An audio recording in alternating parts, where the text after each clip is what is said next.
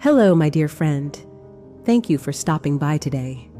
Amid the rush of work and travels, we sometimes forget. There is still a place quietly waiting for us to return. A small house, a familiar dining table, and a father who still sets one extra bowl of rice every evening. Today, let's listen to the story, The Empty Chair by the Dinner Table. A story about the quiet loneliness of parents when their children grow up, and a gentle reminder that parents don't need grand gifts. They only wish to see their child come home, smile, and share a simple meal together. So take a slow breath and step with me into tonight's story. Evening fell softly over a small countryside home. In the narrow kitchen, an old man sat alone at a wooden table faded by time. Every night, he kept the same ritual, setting one extra bowl of rice, a pair of chopsticks, and placing them in front of an empty chair beside him.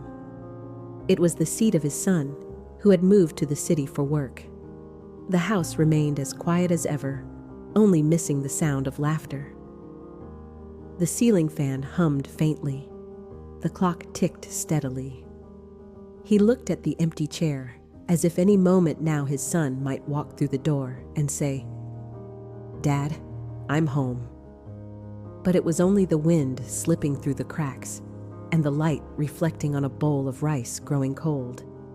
He used to tell himself, "As long as my son succeeds, I'll be happy." He hid his longing behind simple words during their brief calls. "Don't worry about me, just work hard." Yet deep inside, all he truly wanted to hear was, "Dad, I'm coming home this weekend for dinner." One night, while tidying up the dishes, he found an old letter tucked in a notebook. It was his son's handwriting from school days. "When I grow up, I'll take you traveling everywhere." He smiled, but the smile carried a quiet ache. Not resentment, just the hollow tenderness of someone who has learned to wait. That empty chair had slowly become the symbol of a father's love. Silent, patient, and everlasting. That New Year's Eve, a light drizzle fell. The father prepared everything earlier than usual, wiping the old table, placing yellow chrysanthemums in a vase, and cooking his son's favorite braised fish. He even laid out a pair of slippers by the door, just like every year. In his heart, a quiet hope whispered, "Maybe this year he'll come home." As evening settled, the phone rang. His son's voice came through, busy, distant. "Dad, I'm sorry. I can't come home this year. There's an urgent project. I'll send money so you can have a nice New Year's meal." The old man went silent. For a moment so long, his son thought the call had dropped. Then he spoke softly. "It's all right, son. Just do your best. I have everything I need here." But after the call ended, his hands still trembled. The empty chair before him seemed to grow larger, swallowing the small kitchen hole.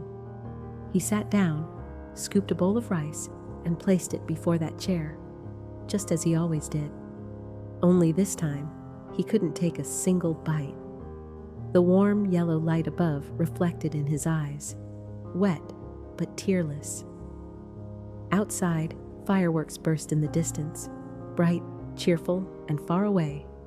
He watched the bowl of rice grow cold, and a nameless feeling rose in him. Not anger, not sadness, just an immense emptiness, as if he himself was slowly becoming that empty chair. And in that silence, he finally understood. What he longed for wasn't money, wasn't gifts, but the warmth of a single word echoing through the house. Dad. The days after New Year passed slowly. The father no longer waited for messages or calls. He still set the table. One bowl of rice, one pair of chopsticks, and the empty chair. But something had changed. His eyes were no longer heavy with sadness. There was gentleness in them now, as if he had learned to smile at the absence itself. One morning, sunlight streamed softly through the window. He went to the garden, picked fresh greens, and cooked a simple meal.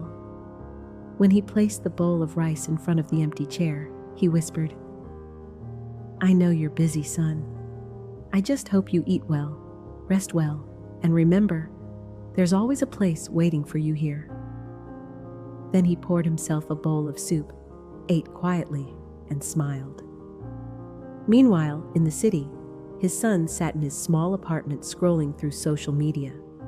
He came across an old photo, their dining table at home, one extra bowl, one empty chair. It was posted by a relative. The caption read simply, "This new year, he still set an extra place." The young man froze. A rush of emotions swept over him. Guilt, tenderness, longing.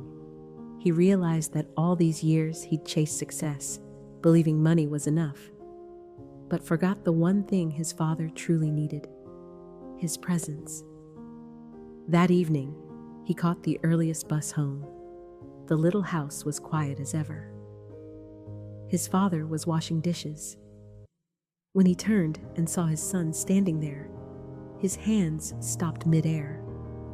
Neither spoke. They just looked at each other. And the father's smile broke gently, warm as the fading sunset. That night, the kitchen glowed again. Father and son sat together, sharing a simple meal: braised fish, boiled greens, sour soup. No grand words, only the soft clinking of bowls and the comforting scent of warm rice filling the air. The son ate slowly, as if trying to memorize each moment. He looked at the once empty chair, now filled by his own presence. His father gently served him another piece of fish and said in a low, warm voice, "You don't need to make up for anything. Just coming home for a meal is enough." Those words drifted through the air like a tender breeze, dissolving every distance between them. The son lowered his gaze, hiding the shimmer in his eyes. He finally understood. A parent's love never asks for repayment.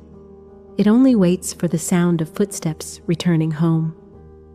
Outside, the night wind brushed against the bougainvillea, scattering soft petals on the porch. The old house stood quietly, yet in that moment it glowed, for the empty chair at the dinner table was empty no more. Thank you for listening to today's story. If you're far from home, maybe your parents are still setting the table each evening, still keeping a seat waiting just for you. Sometimes a single call, a shared meal, or a quiet hug is enough to warm the years of someone who's been waiting. I hope the empty chair by the dinner table reminds you that love doesn't need to be grand. It only needs to be present. Join me again in the next video, where we'll share more heartfelt stories of family, gratitude, and the quiet beauty of ordinary life. May peace be with you, and if you can, call your parents tonight.